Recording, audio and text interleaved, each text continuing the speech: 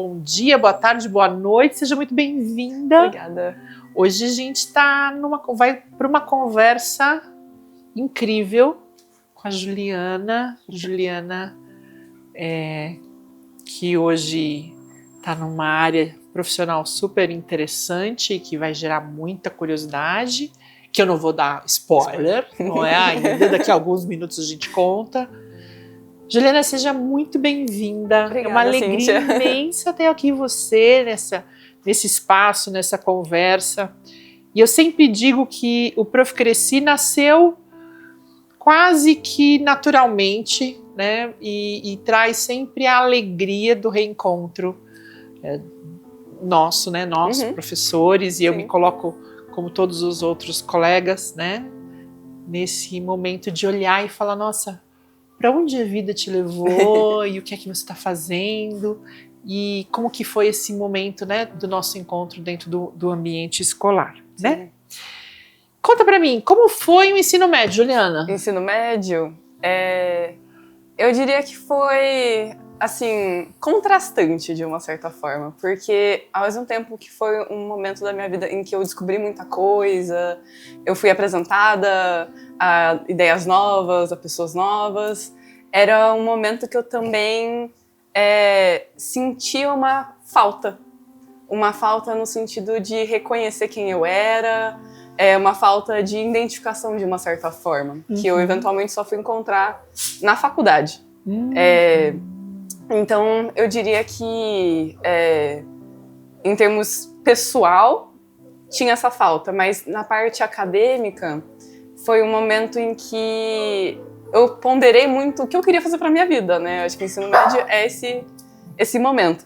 Na escola tinha uma satisfação, mas ao mesmo tempo um vazio. Sim, eu acho que, né, eu estudei na mesma escola por muito tempo. Então, de uma certa forma, eu via aquela como a minha bolha, né? E aquela minha bolha, às vezes, não gerava aquela identificação. Então, de uma certa forma, ali, eu, assim, sempre tive interesses muito variados. Então, eu acho que isso também não ajudava um pouco, porque como eu acho que o adolescente ele tem aquela coisa, quero me encaixar nessa caixinha. Sim. E eu não conseguia me identificar em nenhuma dessas caixinhas, porque eu falava, um dia eu me sinto assim, mas no outro dia eu sinto assim, então deve ter alguma coisa errada comigo porque eu não me encaixo em nada. Mas eu acho que, né, eventualmente quando eu fui descobrir a moda, eu já tinha ali interesse, mas quando eu fui mais a fundo, eu falei, peraí, eu posso ser o que eu quiser, eu não preciso me encaixar nessas caixinhas, né? E eu acho que isso me deixou um pouco mais completa, né? De entender que eu poderia ser ali o que eu quisesse, né? Interessante que a sua falta te preencheu, né? Quer dizer, sim. A ideia de que essa lacuna, ela não é um problema, mas ela é esse espaço para que muitas coisas possam acontecer em tempos diferentes, Sim, né? Exatamente. Eu acho que ela me permite, de uma certa forma, experienciar coisas diferentes. E é o que eu gosto, né? Então, acho que com a maturidade também eu fui entendendo isso. Moda. Por que moda? Eu sempre tive um interesse, desde quando eu era muito pequenininha. Na verdade, quando eu era bem novinha, quem cuidava de mim era uma tia e ela era costureira. E então, ali que eu fui, assim, introduzida a esse mundo, eu achava incrível que ela tinha a capacidade de pegar um tecido, usar aquela máquina e, do nada, ela fazia um pijaminha pra mim. Né? E eu acho, assim, eu gostava muito dessa ideia de criar coisas. E aí, eventualmente, na televisão, eu assisti um reality show que chamava Project Runway. Sim, eu também adorava. E eu achava incrível. Eu falava, as criações, eu quero fazer isso, eu quero ter essa vida. Assim, bem pequenininho, acho que eu tinha uns 7 anos, assim. Sim. E eu sempre tive essa visão um pouco mais artística, eu sempre gostei de desenhar. E na minha família não tem ninguém nessa área, então era meio que, uma coisa mais de hobby, assim. Mas com o passar dos anos eu fui pensando, eu tô gostando disso, sempre acompanhei. Eu lembro que na época, ali com uns 12, 13 anos, muitas vezes na sala de aula eu ficava desenhando e muitas vezes era tipo algum tipo de look, alguma coisa que eu tinha na minha cabeça, eu queria me expressar ali no desenho, né?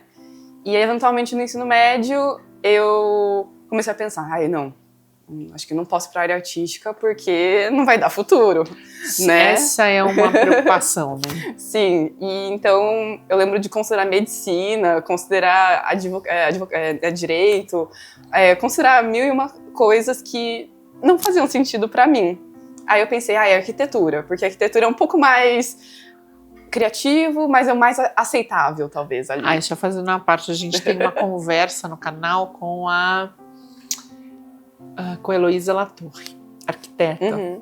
E a gente falava sobre isso, como que na arquitetura, no curso, na graduação, na arquitetura, ela falou sobre isso. Ela falou, olha, comigo entraram eu e mais 39 pessoas, a turma tinha 40 alunos, né? Mas só 10 chegaram ao final do curso de arquitetura. Porque muita gente que desejaria estar um pouco mais enfronhado no campo das humanidades, nas artes, enfim, teme, e aí a arquitetura acaba sendo um campo mais palatável, vamos dizer assim, né? Mas que não era arquitetura a sua parada. Não, eu assim, particularmente eu imaginava eu sendo arquiteta, construindo casas, e eu achava aquilo, assim, horrível, particularmente porque eu queria ter uma vida mais dinâmica, de uma certa forma. Sim. E eu lembro que eu falava, eu quero ter uma vida mais divertida, que faça sentido pra mim, e a moda sempre foi parte disso, eu sempre gostei muito de acompanhar a cultura pop, essas coisas. Então, às vezes, ver os artistas num tapete vermelho e tudo mais, eu tinha muitos sonhos ali, né? Sim. E eu falei, no terceiro ano eu falei, não, eu acho que eu vou arriscar. Porque, né, os meus pais, eles sempre me deram muito apoio nisso, de eu fazer algo que eu gostasse realmente. Mas com consciência, que a minha escolha fosse consciente nesse sentido, de que eu estivesse certa, que, né, quais são as carreiras que eu posso seguir, mas eles nunca foram contra, o que às vezes, infelizmente acaba acontecendo muitas vezes. Muitas vezes. Eu acabei aplicando para moda, apliquei para direção de arte, assim, fotografia também, que é uma área que eu gosto. Mas também eu tinha um outro interesse que não tem nada a ver com artes, que era geopolítica e relações internacionais. E eu acabei aplicando naquele ano também, mas eu falei, não, é a área artística que eu quero. Eu vou usar a parte de relações internacionais, essa parte de querer conhecer culturas e tal, como um hobby. Eu quero que a minha vida como designer me permita experienciar esse outro lado também. Olha que interessante, geralmente as pessoas fazem o inverso, né? Então elas vão para uma carreira de relações internacionais e a moda fica como hobby. Então a tua profissão é a moda e aí você foi para onde estudar moda? Eu fui para os Estados Unidos, era uma cidade chamada Savannah, ao sul dos Estados Unidos. E lá é uma cidade bem pequenininha, bem histórica também, muita gente não conhece. Eu acho deve ser uma cidade maravilhosa, porque ela aparece muito em filmes, né? Ela é cenário de muitos filmes, né? Muitos, assim, muitas coisas foram filmadas lá.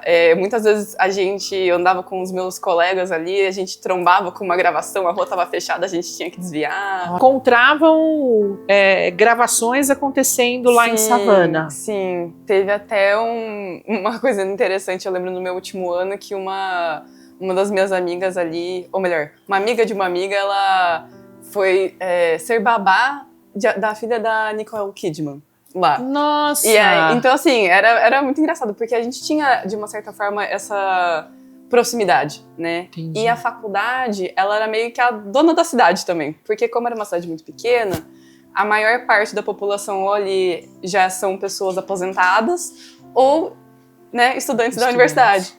E é uma universidade focada em artes também. Então deixa eu só te fazer... Então você foi para uma formação em moda? Sim, em moda, mas dentro de uma visão realmente focada em arte e design. Não foi uma universidade, assim, que tem de todos os cursos, né? Entendi. Então ela era bem focada. segmentada. Era. Ali. Que interessante. Então os seus pares, os seus amigos...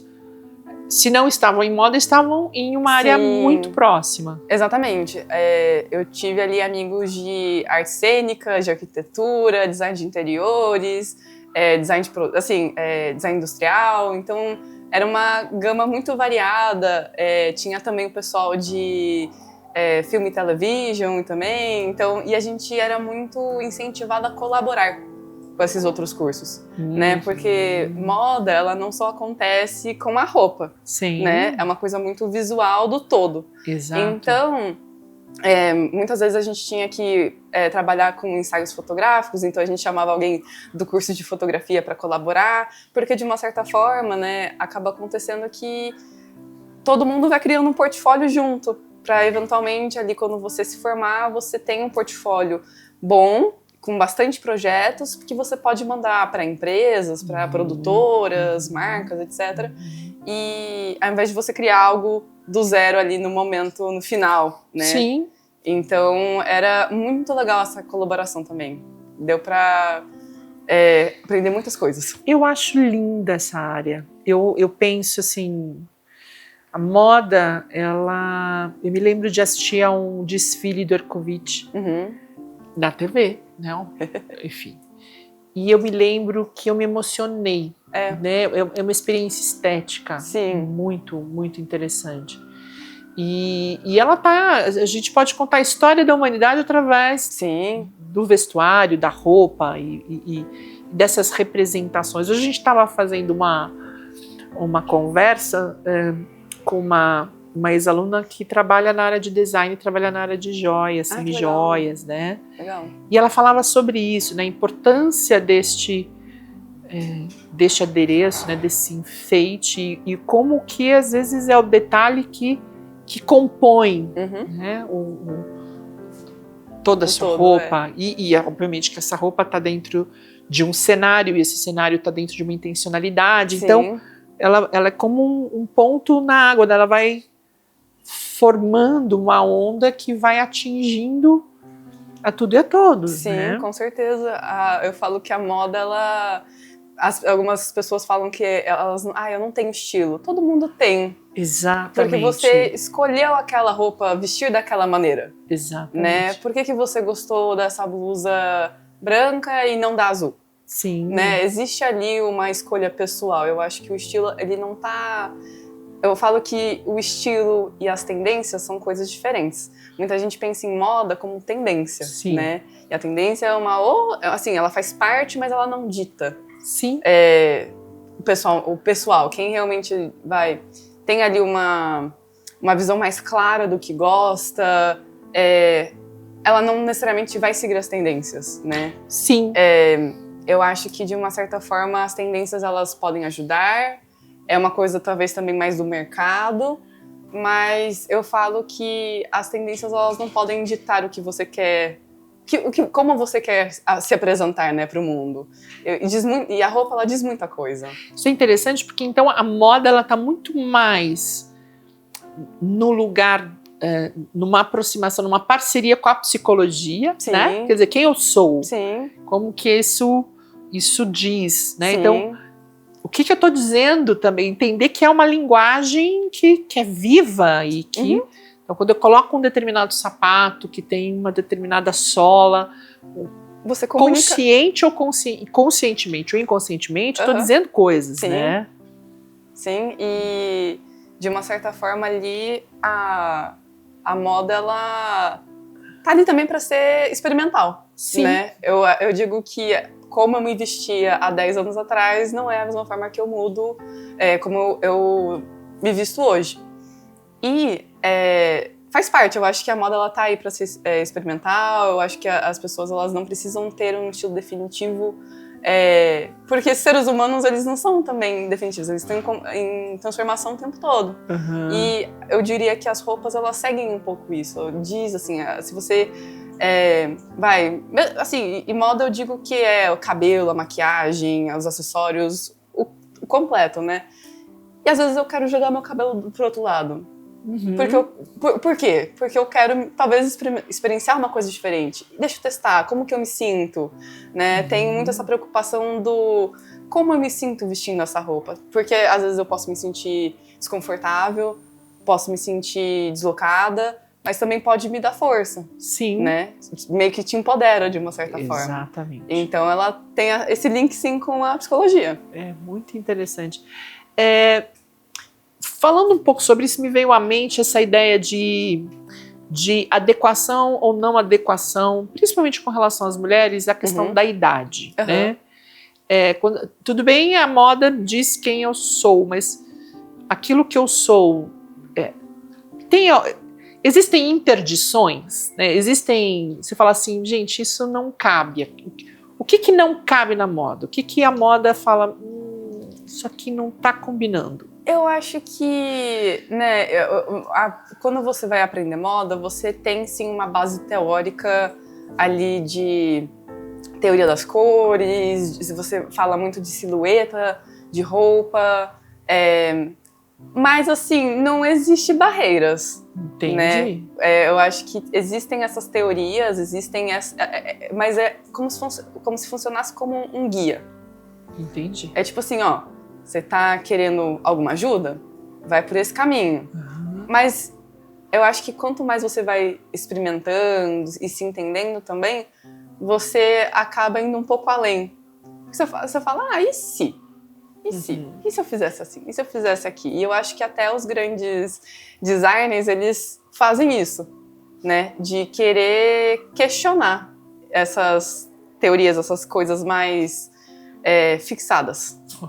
Então eu diria que não se tem, na teoria não se tem uma barreira, eu acho que cada pessoa de qualquer idade tem que se vestir da forma como deseja e como se sente confortável. Se a pessoa ela gosta de coisas mais largas, de coisas mais que não mostram o corpo, é o jeito que ela quer, ou se ela quiser mostrar o corpo, né? Eu quero vestir dessa cor, dessa forma.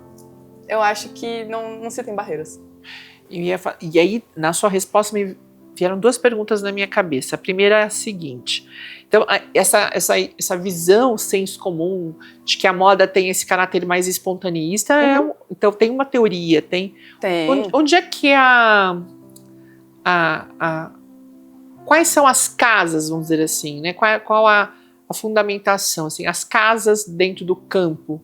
Por exemplo, a gente fala assim, na filosofia a gente fala do berço grego e do alemão, e dentro do campo também da filosofia e dos comentaristas, a França, né?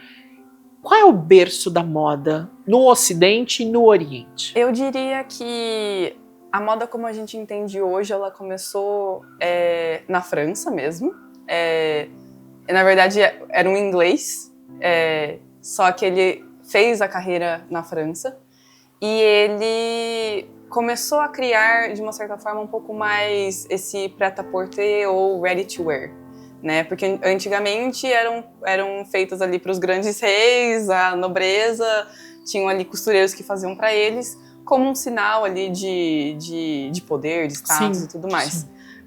Mas ali era um momento da história muito específico. A moda que é mais moderna, ela começa com esse inglês e dá muito certo ali na França. Então, outras pessoas começaram a repetir e isso foi se espalhando pela Europa. Então, hoje em dia, você diria que criação de moda mesmo, onde tem esses berços, com certeza, Paris, Milão e Londres. Eu diria que ali Paris sendo a mais principal ainda, onde o pessoal olha mais. E no Oriente, você tem várias vertentes também. Você tem os japoneses também que criaram suas próprias técnicas, que se espalharam também ali pelo nordeste assim, asiático.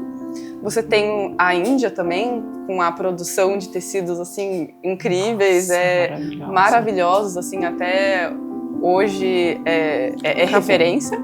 Acabou. E você também tem alguma coisa ali no Oriente Médio também, de técnicas de costura, técnicas mais decorativas também da moda. E aí, quando eu estava falando, eu pensei em duas coisas importantes que eu queria perguntar. Dentro da gastronomia, a gente diz que os homens são chefes e as mulheres são cozinheiras. Dentro da moda, a gente também tem essa...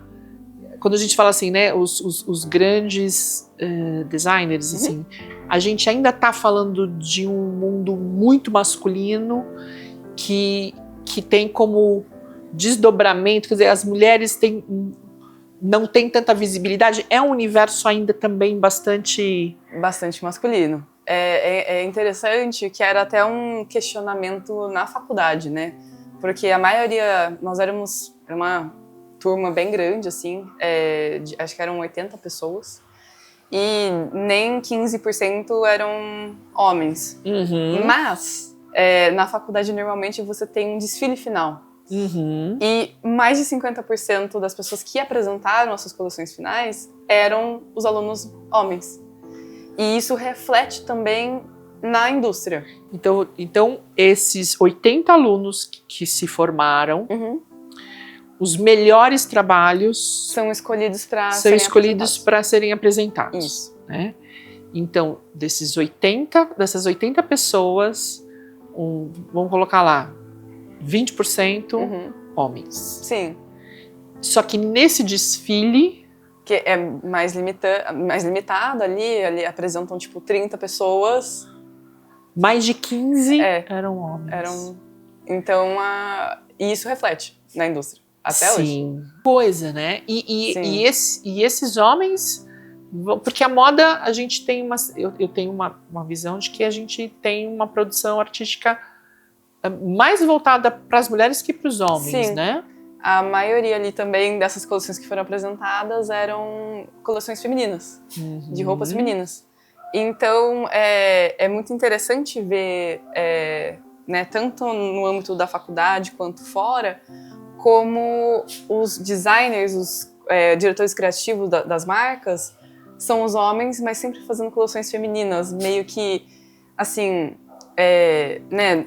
Claro, tem ali um pessoal, ele não trabalha sozinho, então tem muitas designers ali também, mulheres que trabalham naquilo, mas quem tem o veredito final é sempre esse diretor criativo, que a maioria dessas grandes marcas são homens. E a moda, né, ela tem uma relação direta com a nossa experiência humana que passa pelo corpo, atravessado pelo corpo. Então, assim, eu não estou discutindo aqui a legitimidade disso, mas eu só estou fazendo um apontamento. Então, os homens decidem, né, na sua maioria, essas coleções, né, que vão estar nos corpos femininos, sendo que eles, na condição de homens, não usam essas roupas. Sim. É como se... Perdão. Tranquilo. É como se... Deixa eu pegar você. Vem aqui. É como se a gente falasse, né, se fala muito de quem é a sua musa? Sim. Né? E eu acho que ali nos anos 80 se falava muito isso, e os designers tinham isso também, de ter musas, que muitas vezes eram as modelos que se apresentavam ali nos desfiles. Mas também, hoje, muitas vezes, eu lembro na faculdade, eles falavam, não, você tem que escolher uma musa. Escolha alguém da indústria, né, seja atriz, seja cantora, seja alguém ali conhecido na mídia, para ser a musa da sua coleção. E muitas vezes, exatamente, né, a gente fala ali, poucas pessoas faziam coleções masculinas e escolhiam musos, digamos assim, né. E por quê, né? Eu comecei a me questionar isso no meu último ano, e aí eu comecei a ir um pouco mais para essa área de coleções mais andrógenas, que cabessem em vários corpos, então também... porque eu comecei a me questionar, né? Por que não temos musos? Exato. Né? Exato. Então, é muito interessante como sempre é pensado para alguém, mas aquele que faz não utiliza. Até pensando assim, muitas vezes esses diretores criativos, eles não se vestem como das roupas que eles criam. Sim. Muitas vezes eles são pessoas mais básicas. Sim. E a coleção é super assim, estampada, com vários brilhos e não sei o quê. E aí você vê, por exemplo, o Jonathan Anderson, que digamos hoje é o designer mais conhecido, mais famoso, assim, e que mais influencia designers hoje também. Ele foi para Dior, mas veio da Loewe também, que foi onde ele conseguiu explorar e o seu nome ficou mais conhecido. Ele em si usa só ali uma camiseta branca, jeans e um tênis. E é o uniforme dele, do dia a dia. Ele não veste dessa maneira mais criativa como ele faz na sua arte, né? Interessante isso, né? Da gente pensar nesse reconhecimento, né? Uhum. Aquilo que eu produzo não faz parte do meu guarda-roupa, mas, enfim, quase como um ator, né? Sim. Também que tem essa brincadeira de viver essas personagens, né? Eu queria perguntar uma outra coisa com relação à questão das mulheres, né? Quando fala assim sobre musas, né? Tem que ter uma musa, mas a musa também é muda, né? Sim. Ela é mais... Assim, a musa ela é mais sobre a energia que ela passa, sobre o estilo de vida dela, não tanto como ela se apresenta, porque quem vai falar como ela se apresenta é a pessoa que está criando, né? Sim. Então, às vezes tem ali alguma troca. Sim. Entre... eu lembro que, se eu não me engano, eu acho que era o Gianni Versace, no caso, que quando ele era vivo e ainda fazia, as modelos que trabalharam com ele falavam, não, a gente trocava, às vezes ele vinha e perguntava se eu gostava nos fittings que tinham antes da coleção ser apresentada. Então tem alguns que escutam, mas não são todos. Como fica esse campo artístico com a inteligência artificial? É complicado, é um assunto bem sensível, eu diria. Eu acho que já tem alguns anos que a gente vem falando sobre isso, falando sobre também criação de avatares e tudo mais. Eu lembro na faculdade até os professores falando, não, porque se vocês começarem a também mexer nessas ferramentas no computador, vocês têm que pensar no mundo, porque agora tem também designers que fazem roupa para os personagens de videogame. Não são nem as pessoas que... Né, os designers de videogame, são designers de moda trabalhando ali em conjunto, né? Então também tem toda essa questão. Mas a inteligência artificial, ela tem alguns que amam, tem alguns que odeiam. Pode facilitar na hora de criação, pode ser também que muitas coisas sejam ali roubadas de outros designers, porque Sim. querendo ou não, a inteligência artificial ela é uma máquina e ela trabalha com o que já existe. Sim. Então ela teoricamente não vai inventar algo completamente novo. Sim. Ela vai pegar de referência que tem ali na internet e dá para essa pessoa. E aí tem essa discussão de propriedade intelectual, do tipo, mas é o meu design, por que se você não está me dando crédito, né? Então, né, vamos ver como vai ficar mais pra frente, né? Hoje em dia, tem algumas pessoas trabalhando como uma ferramenta, como um primeiro passo. E aí, Sim. a partir daquilo, como que eu posso desenvolver mais? Eu queria fazer, assim, um breve comentário, né? Já que a gente está aqui na biblioteca, só para a gente tentar estabelecer uma comparação para quem... É como se eu perguntasse, né? Assim, bom, o que existe sobre moda aqui na minha biblioteca? E uma ferramenta localizasse em todos os livros um pequeno trecho sobre moda. Sim. O problema é quando essa verificação, essa coleta de dados acontece, diferentemente do meu papel em abrir o livro e identificar qual é a fonte, né, e colocar na minha referência bibliográfica, olha, eu peguei isso deste livro, deste capítulo. A inteligência artificial, ela não faz isso, né? Então ela coleta os dados, ela coloca tudo isso dentro de um texto único e não dá os créditos para essas fontes. Aliás, Se a gente pergunta quais foram as fontes pesquisadas, a ferramenta também não identifica. Não. Né? Então, a gente tem ali um problema bastante importante. Sim, né? Como é que, e se a gente, como usuário dessa ferramenta, não estiver atento a isso, nós, ao criarmos algo usando este material como referência, sem se preocupar com esse repertório, né?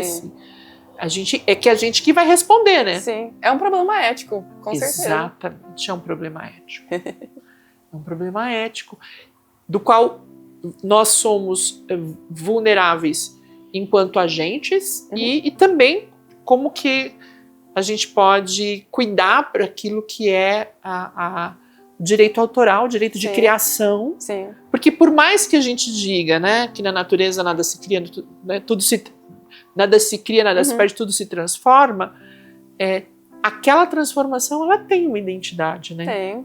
Tem. Eu falo que né, você pode pedir para duas pessoas fazerem a mesma peça de roupa. Quero fazer uma camisa. Você usa a mesma modelagem, o mesmo tecido, a mesma linha, a mesma máquina. As duas vão ser diferentes. Porque cada um vai ter ali uma coisinha diferente, às vezes vai estar um pouquinho tortinho aqui, vai ter uma linhazinha aqui, não é igual, né? Então, como que você tira a individualidade daquela criação? A digital de um designer, né? Posso chamar de designer? A digital de um designer, ela tá em muitos lugares ou ela tá num lugar específico? Por exemplo, assim, quando você olha uma roupa, você fala, isso aqui eu não preciso nem olhar a descrição, né? Assim como tem na música. Dependendo da música que a gente ouve... Ai, tá me dando câmera na perna. Dependendo das primeiras notas musicais de uma... Você fala, gente, essa música é de tal banda, né? Então, às vezes fala assim, o U2, por exemplo, aquela guitarra, ela não tem como você não dizer de quem é, né? Na moda, assim, onde é que estão as digitais, assim, de alguns artistas, né, alguns designers? Eu diria que, né, você consegue reconhecer, sim, nas coleções. Eu diria que muitas vezes está na paleta de cores, ou principalmente às vezes na modelagem, do tipo, esse designer faz coisas mais oversized. E aí você tem ali um tipo de estampa que você reconhece, ok, tem esse estilo, né, de se apresentar. E muitas vezes também como... Eu acho que o desfile também é uma grande vitrine para isso, né? Porque muitas vezes você tem a mesma energia, o mesmo feeling, assim, podem ser coleções diferentes, mas você tem a mesma energia ali. E, por exemplo, vamos pegar a Versace. Você sempre tem ali a estampa de oncinha, você sempre tem um dourado muito chamativo, e isso é a digital da marca. E aí ela vai trazer todas essas referências que já são conhecidas para os consumidores, para o grande público, que vai manter ali nas coleções para realmente causar esse reconhecimento. E é intencional. Você precisa ter essa identificação com as pessoas, porque aí as pessoas, elas falam, não, acho que aqui eu sei e é bom e eu gosto disso. Então eu vou ser uma garota Versace. Então é uma coleção nova, pero não mútil, né? Assim, tem um fio condutor. Sim, exato. Né? Tem um fio condutor. Exatamente. Ai, que lindo demais, não é? É incrível, é incrível. A primeira vez que eu consegui participar de um desfile, eu fiquei encantada. E tem muita... uma elaboração complexíssima, né? Nossa, demais. Todo o processo de coleção, muitas vezes, começa 8 meses antes. Para ser apresentado durante aqueles 15 minutos. Entendi. Né? Então, é incrível. Envolve muita gente... tanto na parte de costura, quanto na parte ali de produção... na escolha das modelos. Sim, casting. Casting também é muito, muito divertido. Entendi. E ali no casting também aparecem muitas questões que estão no campo das ciências sociais, né? Que, assim, a questão cultural, a questão racial, Sim. né? Essa questão da força dessa identificação, né? Desse rosto, desse corpo. Qual é o futuro da moda? O futuro da moda? A gente está vivendo um período que se está reciclando muita coisa. A gente fala que sempre tem algumas referências dos anos 80, 90, anos 2000, tá voltando muito. Então, tá uma moda saudosista hoje. E agora tá se tendo muita discussão porque tá todo mundo cansado de se referenciar ao passado, né? E agora tá tendo muita discussão e o futuro? O que a gente pode falar? E eu sinto que tá tendo muita criação e inovação na área de tecidos. Tecidos diferentes, tecidos mais sustentáveis, não tão sustentáveis assim, mas são mais tecnológicos. E também está se falando muito... São duas vertentes. Tem uma outra vertente que fala no resgate de técnicas antigas também. Então é interessante, porque são opostos, né? Você tem essa área mais tecnológica, inovação, como que a gente pode levar, qual que é o máximo que a gente pode ir, e essa outra área vamos resgatar, mas de uma forma diferente. Também. Eu acho interessante a gente pensar, né, a moda como uma indústria também de bastante impacto ambiental. Demais. Né? A gente pensar em como reciclar todo esse material, né? Porque as roupas elas vão para algum lugar, né? Esse tecido, o impacto ambiental que ele tem, a questão de nova matéria-prima, né? De pensar nessa coisa das cores, do mais natural. E, ao mesmo tempo, acho que essa questão que vem para muitas áreas, né? Que, assim, o futuro nas profissões depende daquilo que tem um caráter mais artesanal. Sim, exato. Quer dizer, replicar ad infinitum já não é a questão fundamental, porque isso qualquer estrutura, né, máquinas, enfim, vai dar conta. Exato. Eu acho que essa outra vertente que fala mais dessas técnicas antigas, ela vem como um contraponto dessa superprodução, dessa coisa extremamente a máquina fazendo e não o ser humano. Mas eu acho que essas técnicas também, de uma certa forma, elas ajudam a responder algumas perguntas na questão ambiental também, né? Porque você referenciar ali técnicas né, japonesas, por exemplo, do sashiko, boro-boro, que são tipos de costuras mais decorativas, mas também tem uma funcionalidade, você consegue juntar, muitas vezes, tecidos, você consegue juntar peças de roupas para criar uma coisa nova, né? Então, se tem buscado essas respostas também da questão ambiental no passado. Porque no passado era meio que autossuficiente. Todo mundo se vestia, mas a durabilidade dessa roupa era muito maior.